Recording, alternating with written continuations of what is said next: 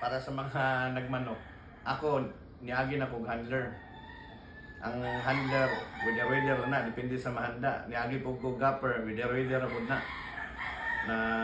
kung kinsay mong mahanda na manok maayo mo score. Maswerte. Oh, pero para nako advice na ko sila breeder ka. Kay kung makaproduce kag maayo manok every year healthy, na diha ang negosyo. All weather na. Kaya handler weather. Gapper weather. Pero ang all weather ang breeder. Oh, kay nadia ang kwarta, ang baligyan na sa negosyo. Kaya ako, more on business side mo, dili man ko gambling. So, dili ko makakwarta ng panugal, kaya dili man ko yung nana. Dirigid ko sa business side.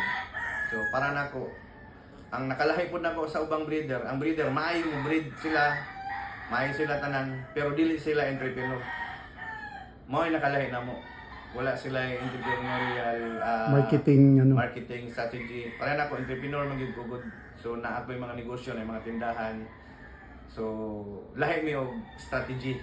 Kumbaga mao lang siguro nakalahi sa mga sila pure maayo mo breed. Dili lang gid sila entrepreneur. So mao ang akong nakita ko